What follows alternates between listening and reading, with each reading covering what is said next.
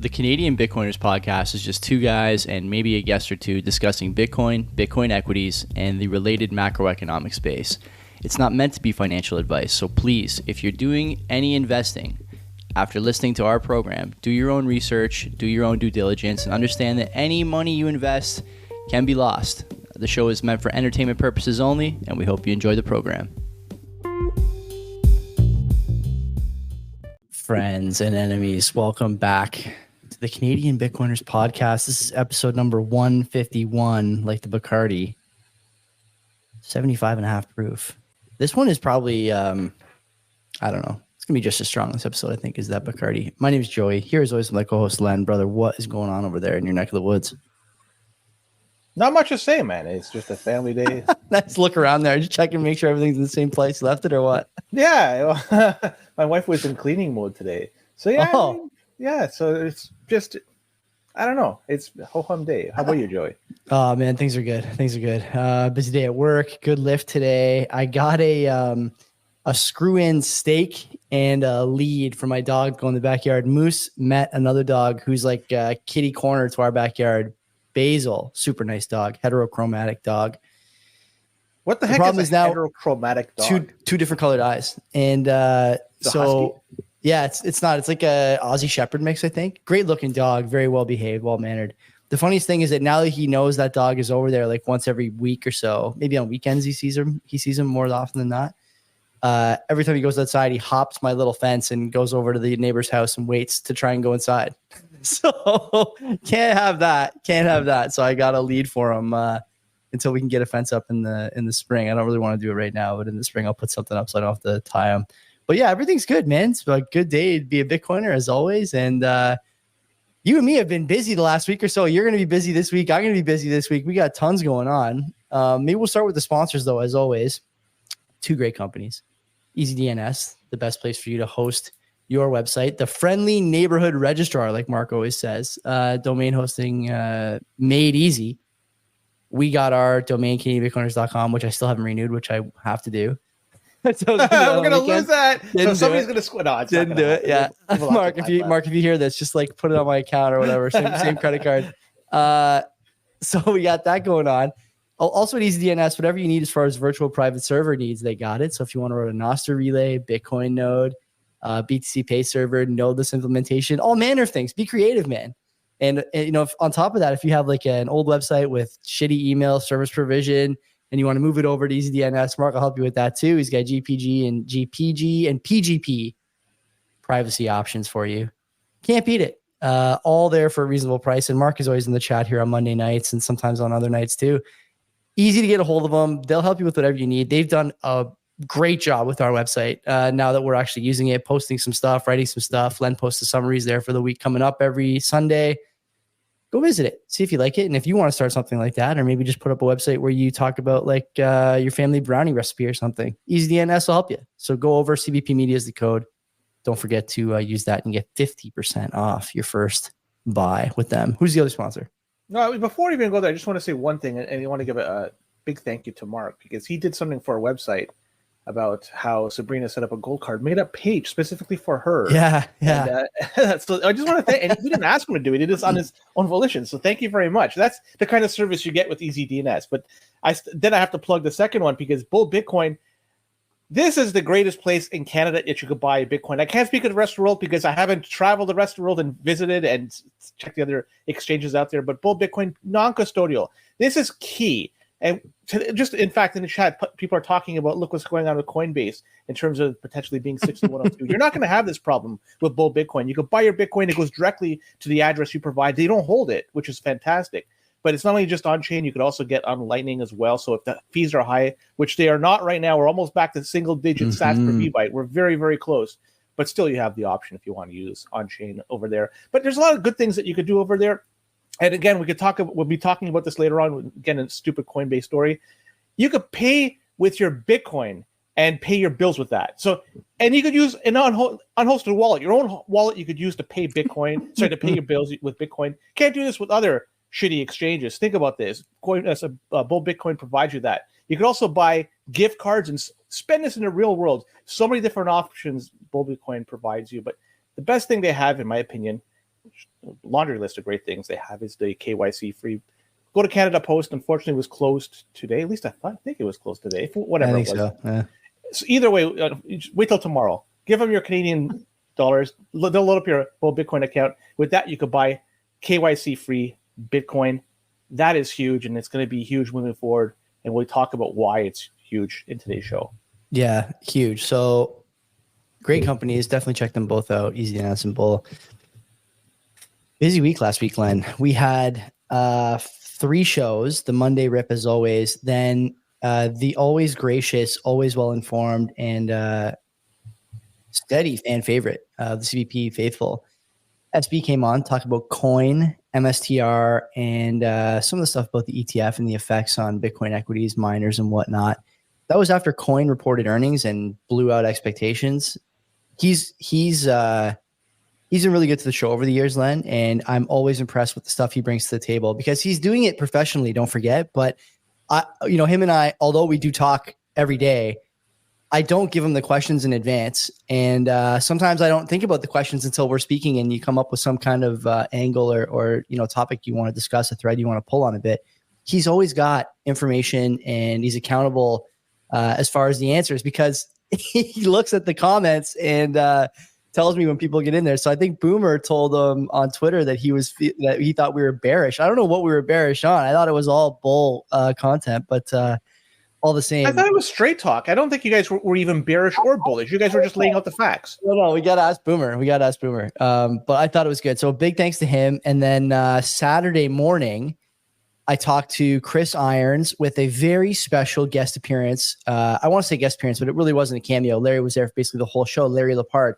Larry has never been on the show before, but I had his number from the conference last year. I have a bunch of phone numbers of great Bitcoiners, thankfully, because we were kind of setting up some of these panels and talking about some of the ins and outs of the day. And so I thought, while I was walking Moose on Saturday morning, man, you know who I bet is awake and would be great to surprise Chris with would be Larry. And he was very gracious, agreed to do it, did it in his workout clothes, as you may have heard if you listened to the show. And if you haven't seen Chris's reaction on video, you got to see it. He was super pumped, and I was really happy about that episode. I think it was really good. Was he doing it from his bedroom? In his bed, because the angle of that camera, he was like lying. If you look at the way he's drinking his coffee, I think the bed was like maybe angled up and he's like leaning against. It great. Looks like the camera, you know what I mean? He's lying down in bed and just looking up. That's the way it looked like to me. He told me it was his laptop. So I think he was probably sitting like I am now, except maybe with his feet out in front of him, right? It was a very interesting, setup that he had over there. So a lot of good content that episode. We talked about his his sort of old way of thinking, his new way of thinking, the Bitcoin leap, a little bit about Schiff and, where Bitcoin sits as far as his relationship to gold. I thought it was really good. I hope you guys enjoy it. And again, big thanks to Chris and Larry. I'm a morning guy and I don't mind doing that on a weekend if it makes it easy for the guests. And it was a little bit of sprinkled in content, and that chat was packed. There was like 50 people there, 60 people there for a couple of minutes, a couple different times. So I was really happy to see that. And I'm glad you guys are morning people too. Now I wanted Muslim Bitcoiners in the chat telling me to give my thoughts on the 2 gold bugs I had on. Those guys are not gold bugs. They are gold investors. I think, you can't really call them gold bugs anymore. Chris is very chill, QTR. And I think he thinks about things a lot of the same ways that we do, right? He's a skeptic, self-described. And I think we are too. A lot of stuff we talk about on the show is just us being skeptical or looking through a skeptical lens at some monetary policies and political policies and things like that. I think that's a fair position to have. And if that makes him a boomer, then, I'm a boomer too. We're all boomers in here together. So I'm glad you guys enjoyed it. I love the questions and comments that were coming in during the chat. I want to apologize to the chat because it was busy in the live chat and I was kind of juggling 2 guests. So it was a little harder for me to get to the chat during the show, but I really enjoyed that. And then Len, this week, you have Gabe from Bitcoin Advisors on Wednesday, right? Which is going to be really good. Gabe is a younger guy. I think he's still in his 20s, if I remember correctly. I met him at Innocente with you in September. He's doing a lot of good stuff. He's got like some not YouTube, but like Twitter videos up now. He's got a little bit of a following there. I'm looking forward to seeing what he gets up to. I think he's going to be a quality Bitcoiner and a quality episode. And then I don't want to spoil it, but I believe that same day, it's also a double header. I'm doing the Your Life, Your Terms. I don't know if it's going to be with Tom and or Nick. Love to have them both, but I don't know. It's not my call. But yeah, I'll be talking to them or one of them. about whatever they want to talk about, most likely Bitcoin. And shortly after that, we wrap things up. We'll be playing some NHL 94. Yeah. And I'm going to enjoy that. So it's going to be a triple header. Stream it. Just set your phone up in the corner. Just stream it from the show account. So we might have a 2v2 over there. Who knows? Because they have the boardroom where they could just hook the computer. I love it. Yeah, get Nigel to play. Get him in there too. Whoever wants that fourth controller. And then Thursday night, by the way, I'm going on a friend of our show, Hervoye Morich's program, TNT, Today's News Talk. I think it's at 7:20. There's a phone number for that show. So if you guys are interested and are, looking to bust my balls in a public forum live on air, you can do it. You can call in. So I'm exposing myself a little bit there. Don't Why don't we have our own call in? We have to have Len, the day we get a live call-in number will be the day that you start doing this show on your own. Okay. So could you imagine taking random calls from folks out there? People do it all day long. What do you mean? First time, long time. That'd be amazing. Jets should be looking to trade Aaron Rodgers. But the problem is we have to have somebody working the switchboard, right? So then it'd be a 3-person operation. So if anybody, can Sabrina do it? Sabrina can do a cold card. She can do the board. No, she's got her own thing. So if anybody has intentions of doing it, we don't pay very well. I think we don't pay anything. Send us your applications and let us know if you want to partake and be our switchboard operator. You'll get a lot of credit from us. That's basically it. Boomer in the chat. Maybe Rush can call in from Waterloo. I think he wouldn't troll us to the same degree he does somebody else. Right. So at the very least, we'll be. Too bad Rush is not around in that forum because he left, right? And he voluntarily left too. And I missed that. Anyway, cleansing. This is very cryptic for people out there. We'll just leave it at that. We're getting kind of deep into this. I just want to be very quick with the boost and be quick because we only got one boost, which is very odd. It's from Teets, 500 sats. Love Larry. Now, I just want to say, number one, thank you to Teets for providing the 500 sats. I took a look at the sats we get on a weekly basis. It's been roughly on par to other weeks. It's actually slightly more we got last week. People are listening and streaming per minute, but not sending us any boosts. I suggest turn the streams off, send us a boost. You get whatever you want read on the air. Yeah, it's the same thing, and then you get something that we can read here. So that's what I suggest. Turn the stream off for us. Don't send us the stats every minute. Just send us, and even like 100 stats boost. You don't have to send. You can send literally read anything. A shittier boost than you would give us in streaming the stats, and then you'll come out ahead, and we'll come out ahead, I think too. But that's just my 2 cents. But thank you to everybody that's streaming us. You guys are the best, man. I had the warm and fuzzies after the Saturday show because I just couldn't believe there's so many people there to watch that interview. And yeah, the sport's been amazing. Anyway, let's fucking get into it. Where do you want to start today? We got lots to talk about in the Bitcoin world, don't we? Yeah, well, there's another country that just threw their hat into the Bitcoin mining game, and this time it's Ethiopia. And Ethiopia, they have an abundant amount of hydroelectric energy that they generate. And in fact, 90% of the energy they generate is from hydroelectric. It's very similar to BC. And they're actually in the same situation as BC, as they're in fact the net importer of energy right now. Soon they'll be a net exporter once their project that is the Grand Ethiopian Resistance Dam. This is a mega project that is going to generate about 5 gigawatts worth of electricity. It's quite a bit of electricity here. It's going to be the most electricity actually that's going to be for the continent of Africa. Anyways, Ethiopia, they entered into a partnership with a subsidiary of West Data Group. And with this partnership, they're going to be mining Bitcoin on behalf of the Ethiopian government. And what is funny through all this thing is because if you look at this report and the news when it came out, the report came out initially saying that the Ethiopian Investment Holdings, EIH, this is the strategic investment arm of the Ethiopian government. That's the one that reported it. But shortly afterwards, the announcement, they erased in their announcement who was their partner, the West Data Group, and also the number that was being thrown around, 250 million related to this partnership. For some reason, they decided to scrub this information out, but too late, it was already out in the wild. This is, in fact, the second mining project related to this new dam. We talked about a story not too long ago, I think about roughly a month ago on this show, about a company from Russia named BitCluster, and they were assisting with setting up a 120 megawatt Bitcoin mining operation in Ethiopia with respect to this dam. I'm not sure if this partnership that with the West Data Group is in conjunction with BitCluster or has any connection with it. I do not know. I tried looking to see anything. I could not find anything, but still you have at least these two somewhat related stories. I don't know if it's one story or two, but either way, you have yet another sovereign nation out there that is finding a way to generate wealth, and they're using this excess electricity once they set up this dam.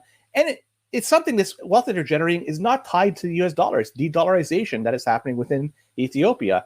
And, you know, I like this story, but the best thing I like about the story, I think, Joey, the national currency of Ethiopia is the birr.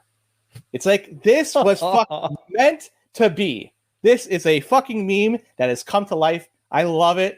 But you know what? The hash rate goes up. And we've been talking about this for a long time. Who the fuck's been plugging it in?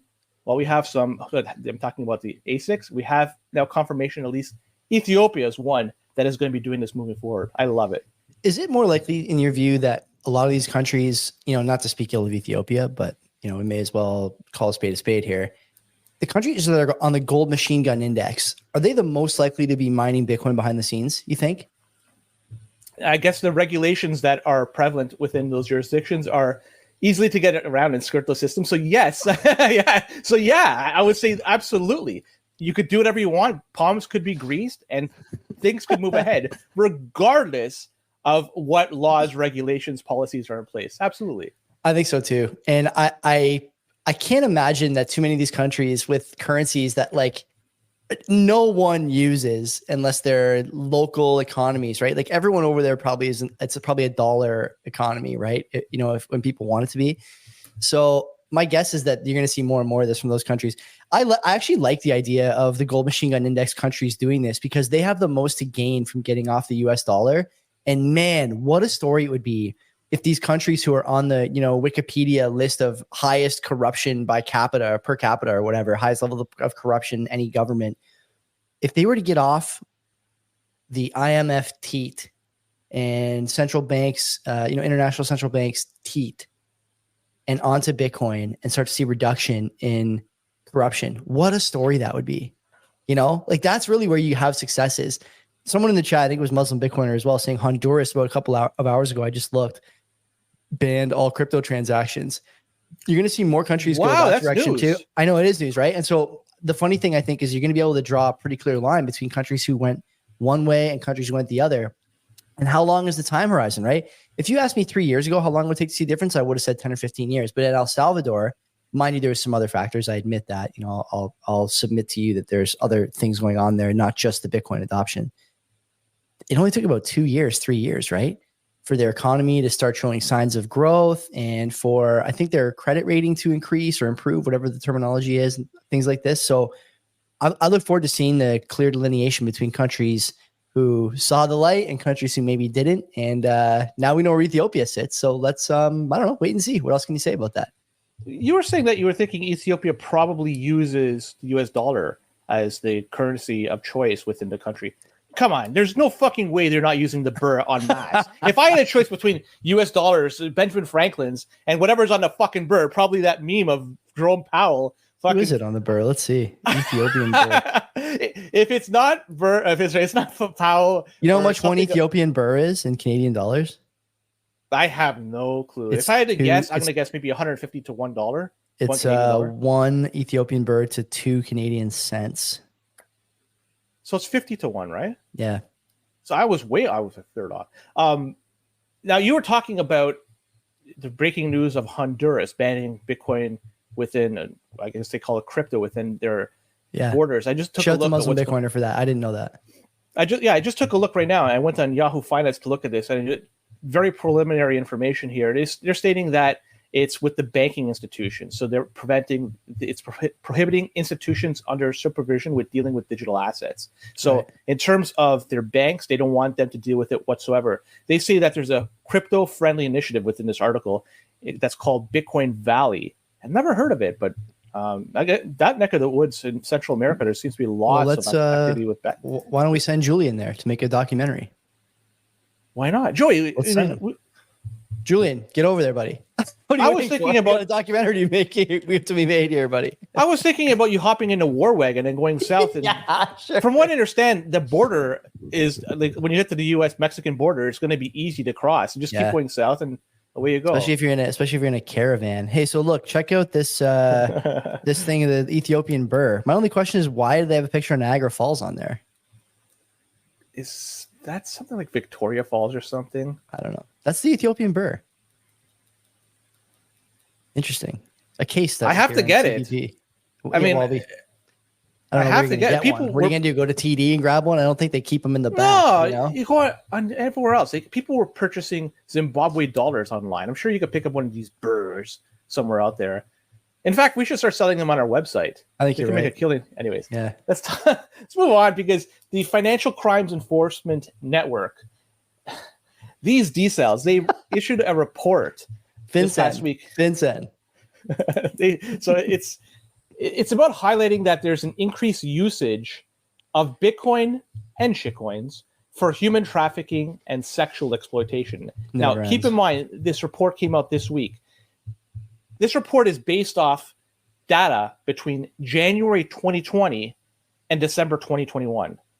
Now, put yourself in what happened between January 20 and December 2021.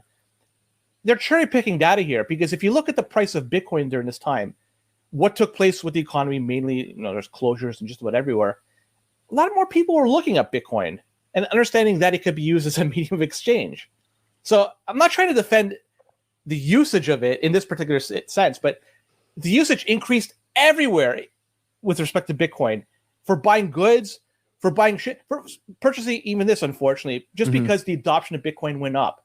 Because you remember the time frame, put into context, January 2020 to December 2021, a lot happened. So I'd love to see the same type of report outline how many people bought cold cards with Bitcoin during the same period of time. And I'd love to see the overlay. And if there's an exact trend between the two, think about that. I would imagine there's so much FUD around this, and it's uneducated opinion.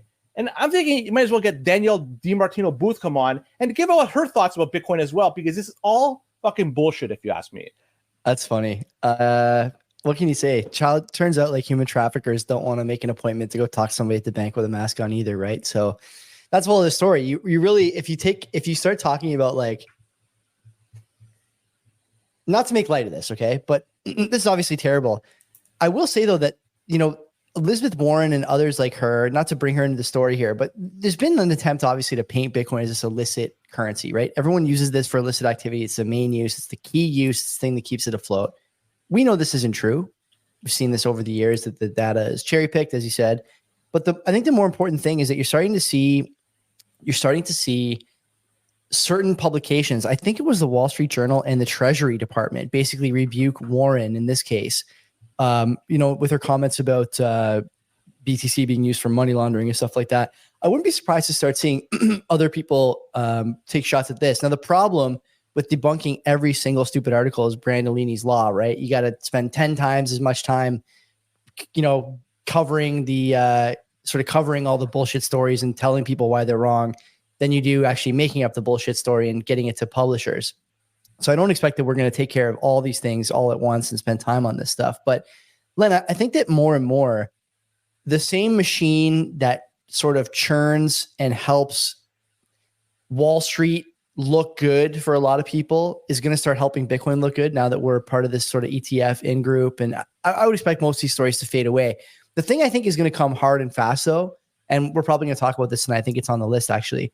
It's not going to be the illicit use, although it may be a wedge into the broader thing and the easier target. It's going to be the industrial mining setups in the US and European Union countries, and maybe Canada as well. I don't know if we even have any up here anymore. Hut 8 might still operate up here, but not many other places, or not many other miners do. So I think that overall, what can you say about this story besides everyone kind of knows, right? There's a book, I think, called Lying with Data, if I remember correctly, that I think everyone should at least browse or see if your library's got it or get it on Kindle or something. It's kind of a fun read. There's some other ones too. I have one out in the other room there. Maybe I'll bring it in next week if I remember. But you'd be surprised how many people don't have the literacy to pin down these lies. right? They don't have the financial literacy or like the numeracy, I guess would be the word. Speaking of literacy, numeracy would be the word, to really look at data and say, yeah, there's actually other factors at play here. It's not just that human trafficking, kingpins and dons suddenly all wanted to sweep their ledgers and start using their money to buy people from abroad. It's just not how it works. And I'm glad you pointed that out. I hope other people realize that too. I think that it's because people are very busy with their lives between work, family, play. How much time could they put into debunking and figuring out the data that's being presented to them? It's very difficult to do so. And if you're just basically skimming through an article quickly, you're not going through the nitty gritty. You're basically taking it, and it could go in one ear and out the other, or some of it may stick, but you're not analyzing that information. And this is just the reality. And the way the fiat system is set up, it's so complex. It's impossible to grasp everything. And I know this isn't truly a fiat story, but there's still a connection to it. Does anybody really understand fiat, like the whole system? No, I certainly don't, and I'm sure a lot of people don't. And even the people that are the people pulling the triggers, they might have a good grasp of it, but still they don't have a total grasp. I'm going to argue that they don't have a total grasp of it, and I'm going to use the interest rates as an example of it. The fact that they were so late to raising them, given the fact that all the data presented that everything that inflation was going to go up, and they reacted late, goes to show me that they don't know everything with this. So if those people don't know everything, it's hard to, I'm not saying you're finding fault, but it's hard to say that other people should have the ability to read between the lines and figure out that a lot of this is bullshit. This is too bad, especially when it comes from, sorry, go ahead. No, go ahead. Finish. I was going to say, especially when it comes from reputable sources, but yeah. The problem I have too, as far as like reading stuff, and actually Narwhal's mentioning in the chat, that's what reminded me. We don't just do this, and people don't just do this in fiat land. Bitcoiners do this too. Like someone tweeted out a Fidelity thing about proof of work today, sometime this morning. And I was like, I'm sure that I've seen this before, but everyone's tweeting out like, oh, new money is entering the arena. These guys are all going to figure this out, blah, blah, blah. Like Fidelity printed that article like 5 months ago. It's not new. And Bitcoiners just grab it, latch on. Like you didn't even bother to open the fucking link, dude. Just don't take shots at and like I'm not saying we do this, although I'm sure we do without even knowing it, but don't take shots at people for not reading stuff, and then yourself like get on this like viral please like my tweet train at 8:30 a.m. because Fidelity put out something 5 months ago that you didn't read then and didn't read now either. Like you're just giving yourself up. We got to do better than that, because the crosshairs are on us, man, in a major way, which we'll find out in a few of the other stories we're covering tonight. Coinbase Commerce. Yeah. This Coinbase Commerce, to be perfectly honest, I never heard of it until this past week. We have talked about it on the show before. We have, but you know what? Way back, when we were in our infancy, I think. Wow, this thing never stuck with me. Yeah. But anyways, my fault. We used to talk about a lot more stuff that was on the fringes of like shit that people cared about. And then we just stuck to stuff that we really liked and then we think people should know. And this one is like, this one is popping up now under that second category, unfortunately. Well, the reality is there's two ways you could go. Now I'm going to go to the weeds. To present a product like we do, you could either try to present something which appeals to a lot of people, or you could do something that appeals to you. I'm talking about the people producing it, like Joey and myself. I think we're doing the latter. Yeah. Yeah. So, and for better or for worse, I mean, people like it or not, it appeases us, at least for now. Coinbase Commerce, it's from their website, is the most seamless way to start accepting crypto payments. This is straight from them. And they say it's an easy way to accept payments from around the world. Instant settlements, low fees, and broad asset supports. And they say it's all built on their on-chain payment protocol.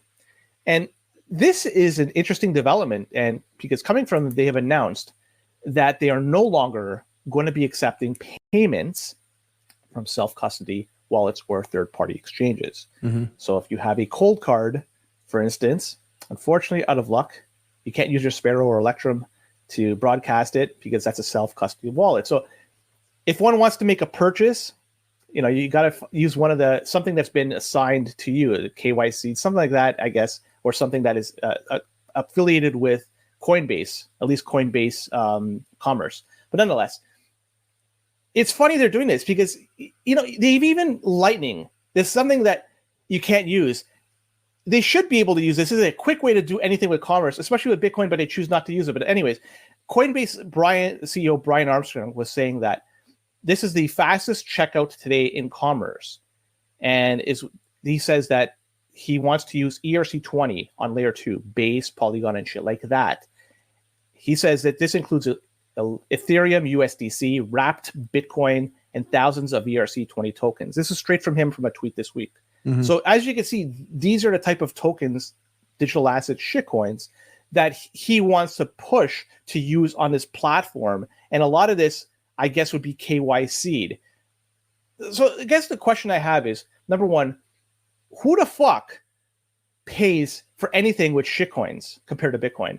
I guess if you're going to compare, very few people use Bitcoin comparatively than, say, the US dollar for paying for shit. And I would say for the whole swat of shitcoins, they probably far less for spending on it to buy shit than Bitcoin. So why the fuck are they pandering to this? Number one. Number two, why are they doing this? It seems like they want to capture so much more information and restrict the ability to transact with your own self-hosted wallet. So KYC-free Bitcoin is shut out. So seeing this, it's another nail in the coffin for these guys. And so much is wrong with them. I don't know. I can't see anything that's good about this. And we'll be talking about Zaprite in a little bit. That's a competitor with news that came out from them this week. It goes to show you that that is a Bitcoin-related company that's for Bitcoiners, and Coinbase and Coinbase Commerce is just a fiat company. They're there just to get as much information as possible and regulatory captured, all that bullshit. All this stuff I fucking hate. And on top of that, Coinbase is used as a custodian by some of these ETFs. It's an enormous amount of Bitcoin that is being captured in by Coinbase. Do you like this? I certainly don't, but that's just my opinion. You're just absolutely nuking my Coinbase bags. So I hope it goes to the roof for you. Like, I hope it goes. But in reality, fuck Coinbase. A couple things of note here. Do you know why they're apparently doing this? I mean, this is the reason they're giving. I'll tell you the reason they're giving, and then I'll tell you the reason I think they're actually doing it. I guess it's to appease regulators. There must be some sort of overarching, somebody pulling the string saying you got to. Worse. Go ahead. I'm curious. They're having trouble with an EVM stack related to payments, Ethereum virtual machine stack related to Bitcoin payments. But how does an EVM? Your guess is as good as mine. I had to double check it because I could have swore I saw it earlier, and that is exactly what they're saying. And I even did my usual AI checkup here, and it's saying the same thing. So whatever that means, I have no fucking idea. I don't know what an Ethereum virtual machine has to do with Bitcoin payments. It sounds like there's just a smart contract and some other stuff that's involved in getting this to work. I don't know exactly how it goes, but that's fine. Now, I think the real reason, Len, honestly, is because they want to trap people in that ecosystem. Mm-hmm. And I mean, David Bailey, who's a good friend of yours, I think he was at your Thanksgiving dinner earlier this year or last year.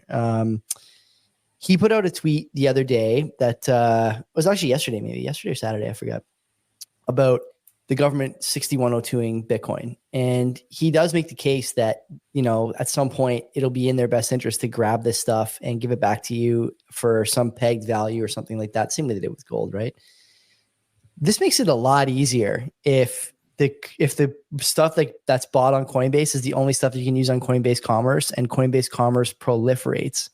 Then that gets to be a much simpler exercise than if you had to, if you had to do it some other way, right? If you had to use chilling effects or something like that. Like they want clearly to have everything in a tied up ecosystem. And as you mentioned, the ETFs, I don't know the exact number now. I think it's 8 or 9 of the ETFs are custodied by Coinbase Custody.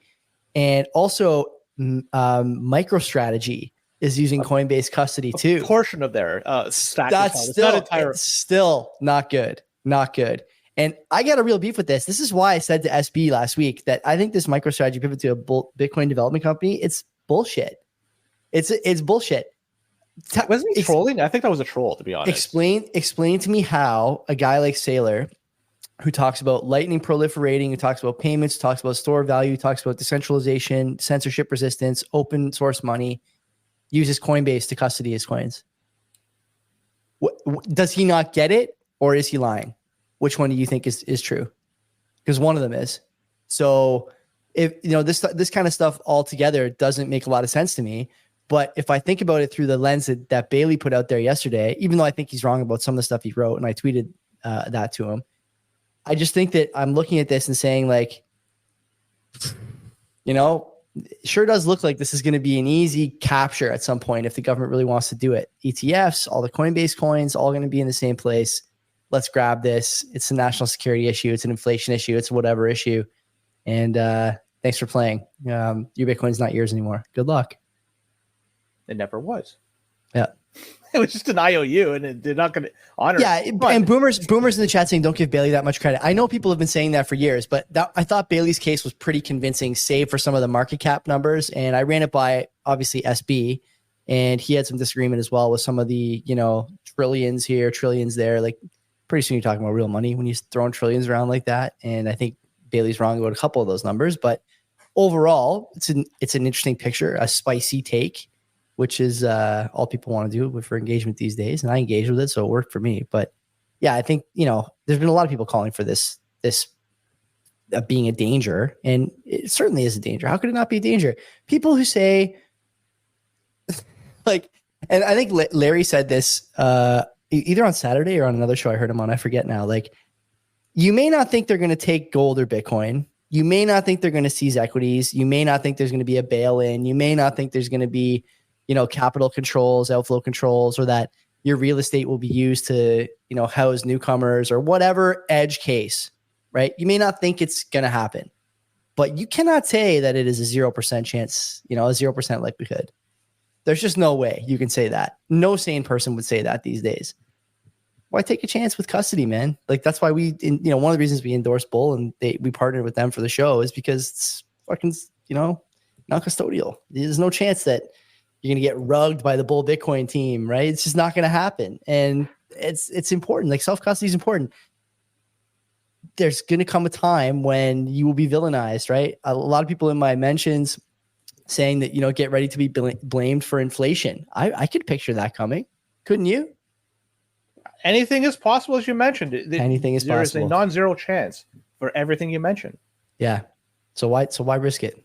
I can't imagine why you would risk it. I 100% agree with you. And we've been talking about this for quite some time. And the ability to store your Bitcoin and self-host it is one of the fundamentals that make Bitcoin so great. Yeah. And the fact that they could rug this from you or from people that are investing in this, it's done in the past. Gold at one time, they used to have a piece of paper where it was convertible. You got to go to the bank and convert that piece of paper to. It was on the currency for a time, was it not? Up until the 30s, I believe it was. Okay. And not just the United States. Also in England, the same thing happened until World War I took place. So the ability to do that was there.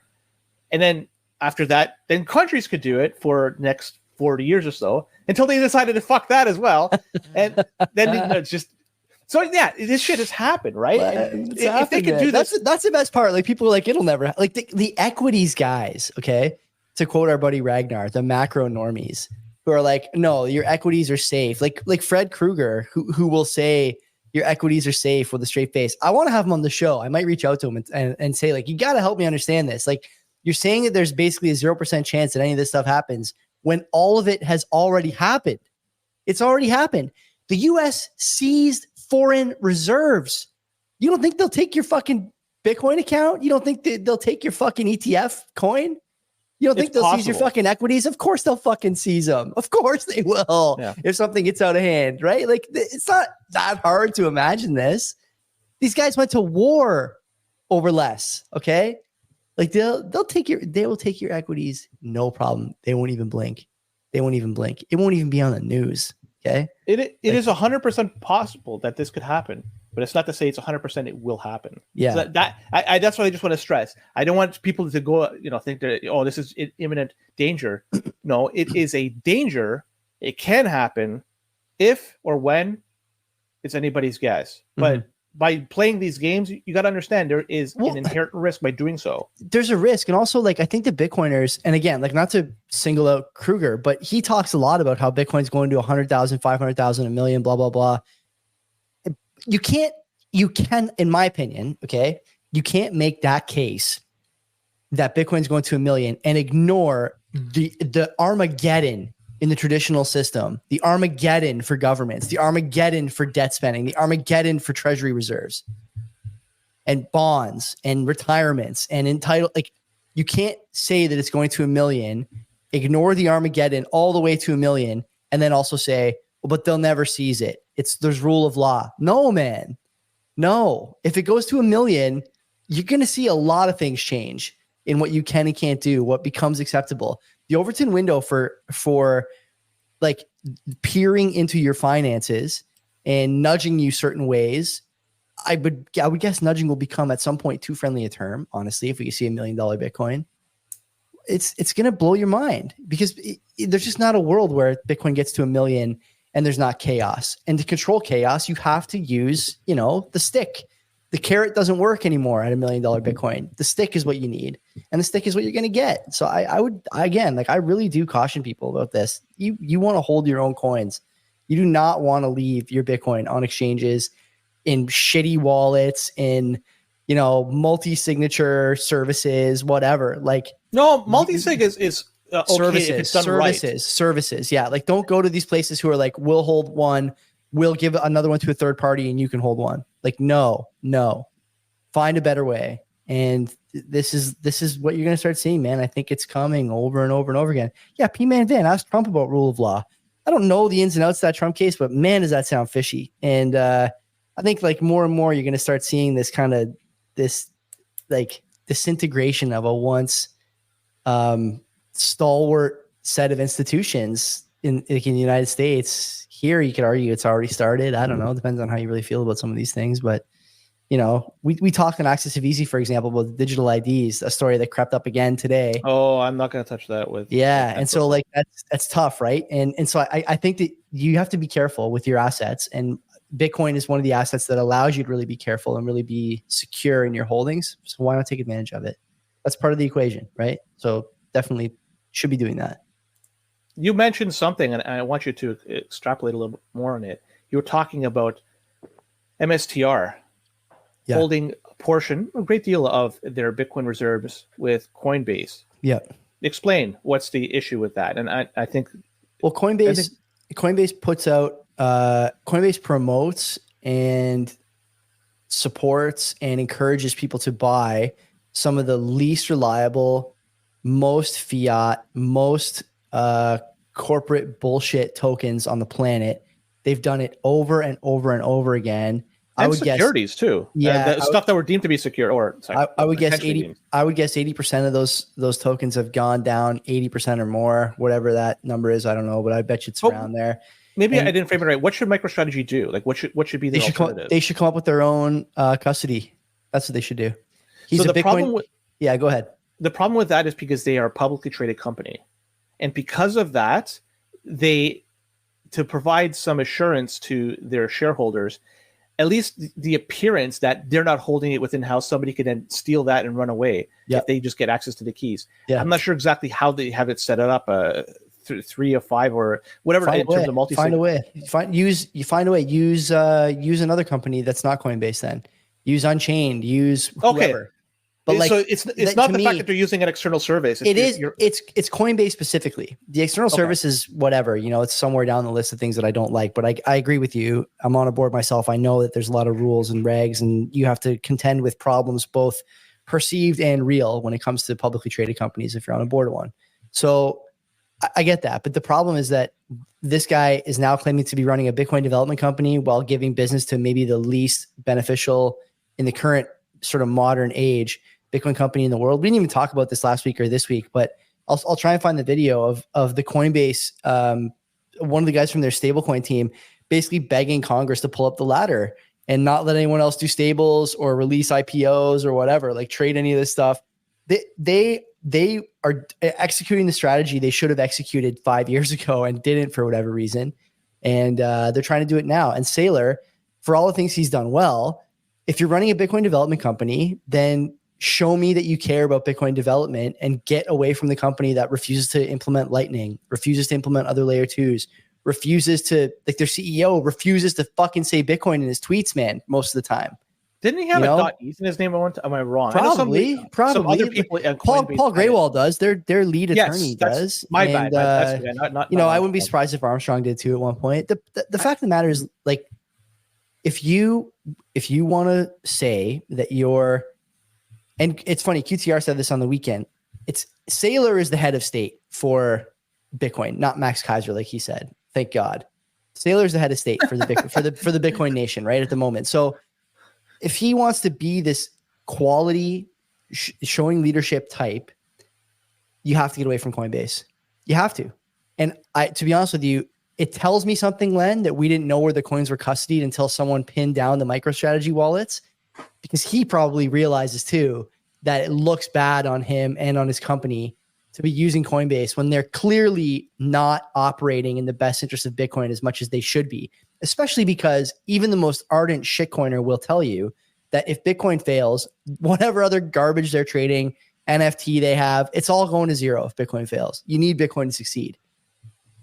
Put your chips in that basket first. And then if you want to dabble in bullshit once Bitcoin has reached exit velocity, go ahead, do whatever you want. But for now, clearly there's a misalignment between MSTR's new mission and Coinbase's mission. And I expect to hear him say something about this. We shouldn't let him skate. Slay your heroes. Someone should be taking him to task on this. Bitcoin development company. They are. MSTR is. I don't care what they say. They're not.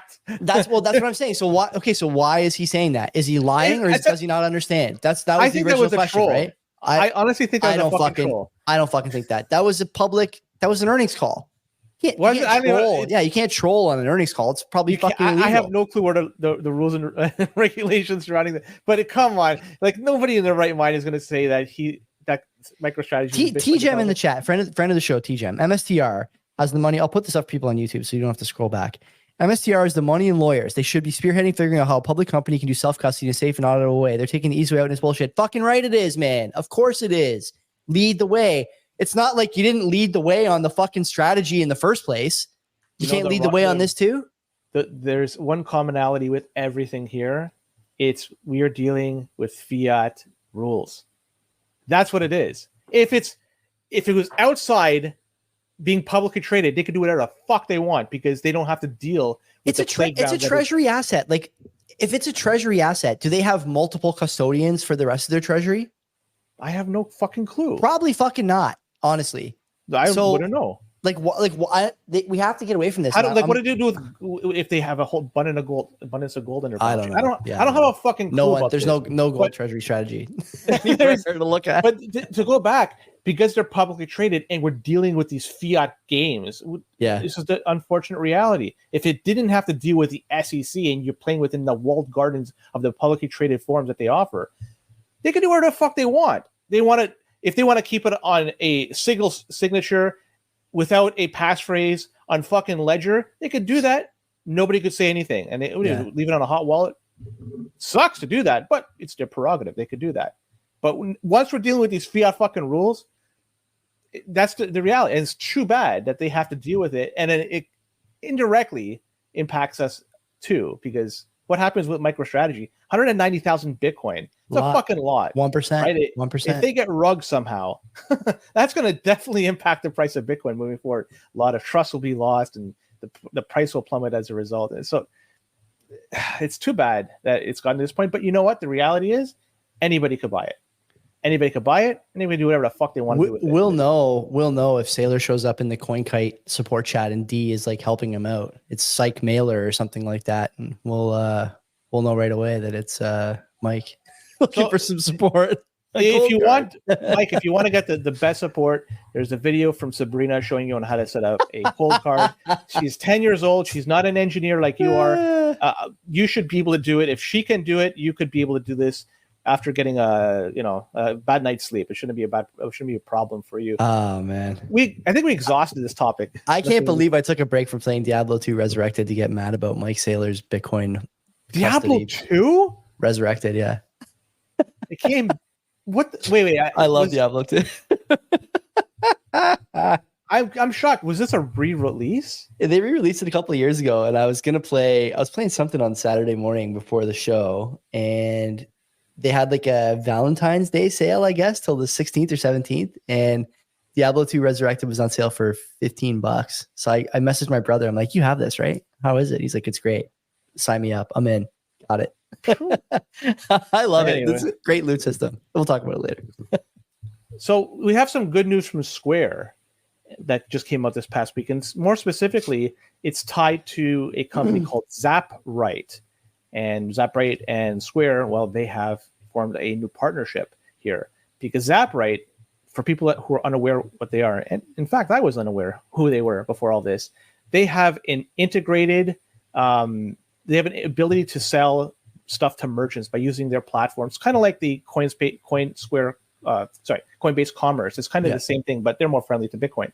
So they have integrated Square into their platform, and this is going to give them the ability, Square customers, for instance, use Lightning and on-chain for payments moving forward, which I think it's opening up a whole new swath of people that could use Square products to buy stuff, and you could potentially now use Bitcoin on-chain and Lightning to facilitate the payments. And they say through this integration, Square merchants can receive payment in Bitcoin along with fiat. And this is going to also have integration into Apple Pay and Google Pay ecosystem, although I don't know how, but they say there's going to be integration with each of those. At the moment, ZapRight is only available to U.S. customers. I'm not sure if they're going to be expanding outside of U.S., but if you are in Canada, UK, wherever, and want to take advantage of this, unfortunately, they might have ZapRight local to you, but it's not going to be that's in conjunction with Square. So this is after talking about Coinbase Commerce, this is a breath of fresh air. So it's good to talk about this. I have nothing else to say except good on Square. I think we had some really bad news from a whole bunch of other companies like Block and shit like that in the last few weeks. So it's good to have some good news coming from Bitcoin-related company, at least one that's tangentially related to Bitcoin. Why don't we just wait and see on this and see what kind of like adoption, implementation, stuff like that? It feels like we've talked about similar stories, right? Strike? Maybe. Couple others, I'm sure, over the years, and nothing's really come of any of these things. You know, they've been these sort of false gods that never actually materialize or gain adoption or gain traction. Maybe I'm just missing on the timeline. I'm being too impatient, but the announcements are big. They're hyped up. That, you know, a lot of Bitcoiners talking about it on Twitter, but then there's not much after that. Why don't you talk to me when it's like, you know, significant adoption or significant, you know, growth or proliferation of these kinds of things, and people are using the service in a way that makes sense. But for now, like, you know, telling me you can do it isn't the same as telling me that it's being used, I think. And I think we've become bad for that in Bitcoin. What do you think? I can't speak on that. Ultimately, I just want to see the option available to people. Yeah. If they're using it, it's their choice, but at least the option is available, and if they choose to use it, all the more power to them. But not having that option obviously closed doors. So in this case, at least those doors remain open. How often they're going to be used remains to be seen. Yeah. People don't want to spend Bitcoin either, right? Like that's another big yeah, and it's a twofold problem, because in a quote unquote bull market, which, you know, it's one can make a very strong argument we're in right now, who the heck wants to spend? Mm-hmm. But then when the price kind of goes down, who the heck wants to spend then too? Because you're thinking, I could have spent it when it was X price, and it's now Y price, which is much less than X. So spending it now doesn't make sense. So yeah, there's always the threat that, no, not the threat. The idea is like, I'm not going to spend it just because of these reasons. But also to consider, at least in Canada, I don't know what other jurisdictions, spending in Canada is a taxable event. Yeah. So that's another thing that might be preventing people from spending their Bitcoin. And I can understand that, at least in Canada. Off the top of your head, do you know if United States, they have this type of setup? That I have no clue. I think somebody, I want to say maybe it was Dennis Porter or someone else, they were talking about a de minimis rule, right? So if you spend under $50, something like that, there would be no tax on it for capital gains. I think the number may have actually been higher than that. Maybe it's like 500 or something of that nature. But it never $600 number, but I could be Is wrong. That what it was? That was Nancy Pelosi reporting. wanting to see everything that you were sending on Venmo, $600. Yeah. I think you're right. But yeah, they came up with like a de minimis tax law, but never actually pushed it or passed it. Who knows where it is now? I mean, I think a lot of these things could change, but again, you're really asking for trouble if you start letting people spend this stuff, because as a government, you're really taking away one of the last hurdles to adoption and know-how. And even if people start using Bitcoin just a little bit, the problem isn't necessarily the Bitcoin usage or adoption.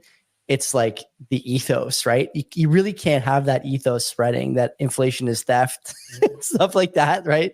You can't have people, tweeting out who will build the roads every time something goes wrong in like a municipality. So I think that's the more dangerous thing, and I don't expect that they're going to make it easy for people to get into Bitcoin.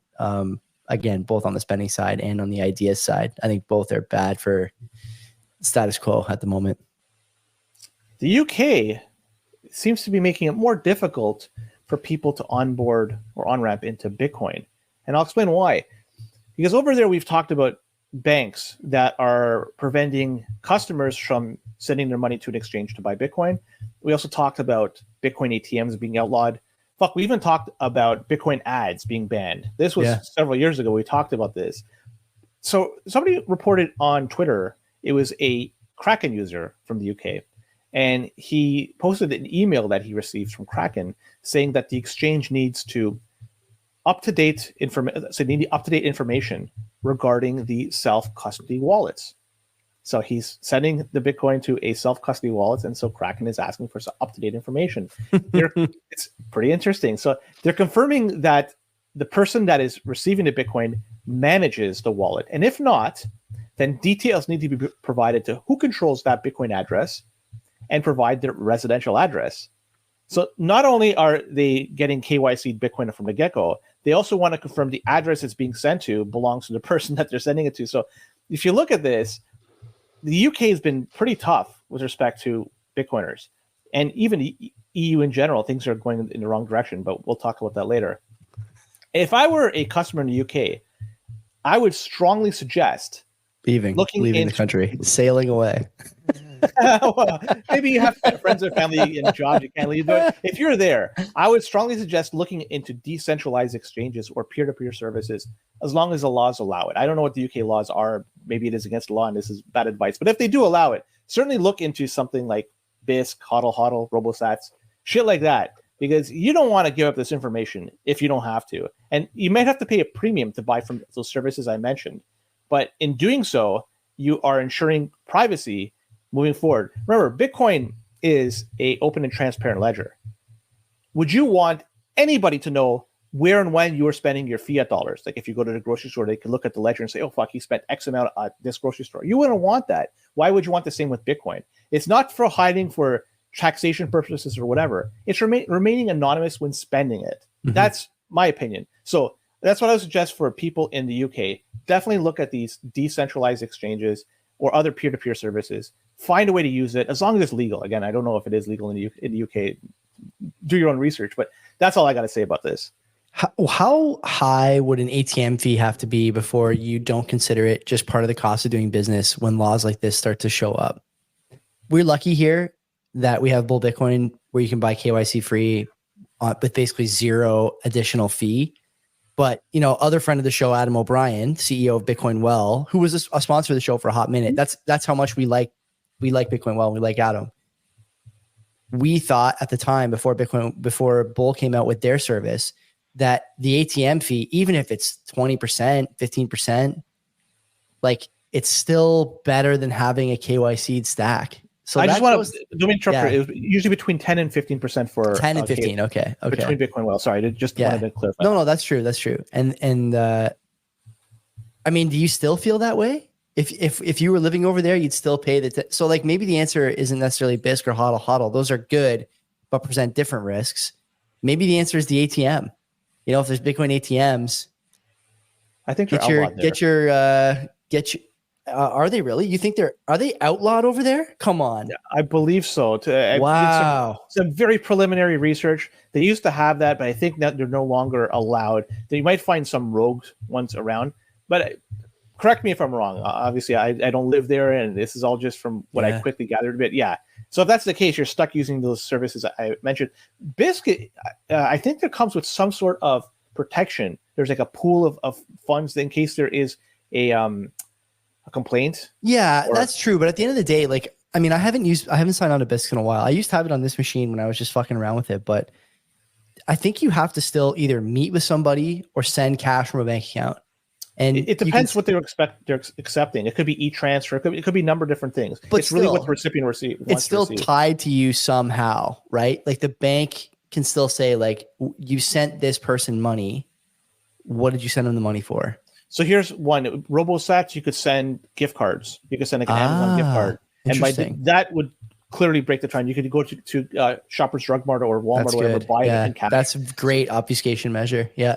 So there are options available. Just again, I don't know if it's legal there. I don't know what the decentralized. Yeah. So, and to you're saying, you were asking what percentage? I don't know what the percentage is in terms of like for me to pay extra for KYC free. And Bull Bitcoin, I hope you don't implement this. I was doing 10 to 15% before Bull Bitcoin allowed the Canada Post thing. Yeah. And I was doing with the knowledge that moving forward, the price of Bitcoin would be much higher than 10 to 15%, and I'm buying that day. I'm happy I did it. Yeah, I think everyone's gonna be happy. We both know a guy who I won't dox, who's only ever bought Bitcoin dating back like 5 or 6 years at ATMs and spreads the buys around to different ATMs all over the place so as not to be like easily traceable. Cool. Wow. That was a good idea. I have to give that. He's ahead of his time. He is definitely ahead of his time. Yeah. Especially if he's a large stack. Because, then you're going to have to use a mixing service or something, to break the trail. And then you don't know what's going to come with the legalities, all that moving forward. I mean, you expect that you want to get rugged, but you know what I mean? There's always that, at least for me, that hint of doubt in my mind. When I know when I buy KYC free, fuck, I'm happy with that. I got to go tomorrow now. This always happens to me when I do the show. I'm always like, God, I got to go buy. But doesn't Bull mix before they send too? They do. I still listen. I'll be honest with you, Len. I still use both. So, we'll see. You know what? I'll say it here. 100%. I haven't bought KYC Bitcoin in close to a year. It's been KYC free since like almost a year, and I'm very happy I've been on this path. And I have no other way I'm going to buy it. Fuck that. I'm not going to give it up, that information. Strong. And yeah. Should we move to other notable stories? We shall. Okay. Okay. Thanks for tuning in, everyone, on the audio side. If you're on video, just do nothing. Get another fizzy water or whatever and come on back. Join us here in the basement for other notable stories. Things have become very notable this week. There's a lot of notability in these stories, so you're really going to like it. Until then, take care of yourself. Yeah, take care. Don't be a McCuck. Are you a fan of the old school NHL 94 game on the Genesis or SNES? Why not check out my show, the NHL 94 podcast? From tournaments and tactics to the people who make up this community. Check it out wherever you listen to podcasts or find it on YouTube.